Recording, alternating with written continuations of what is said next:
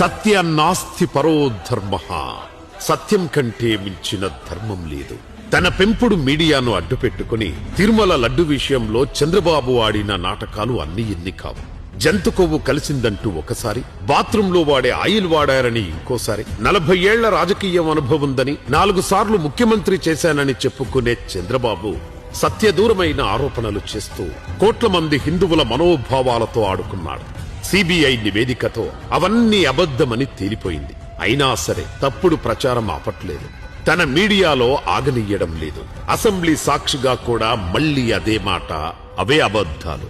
నిస్సిగ్గుగా చంద్రబాబు చెప్తున్న మాటలు కోట్ల మంది హిందువులు అసహించుకునేలా కనిపిస్తున్నాయి. కల్తీ అయిన గీ బాధేస్తుంది. అలాంటి గీ తీసుకొచ్చారు. ఎలాంటి కెమికల్స్ అంటే మన బాత్రూముల్లో వేసి క్లీన్ చేసే కెమికల్ ని గీలో వేసి దాన్ని మళ్లీ లడ్డు చేసి మనం తినే పరిస్థితికి వచ్చామని వస్తున్నాయి.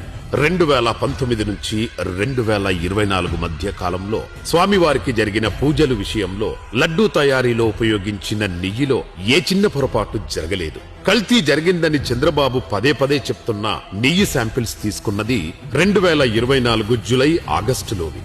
అంటే కూటమి ప్రభుత్వం అధికారంలోకి వచ్చాక అన్నమాట.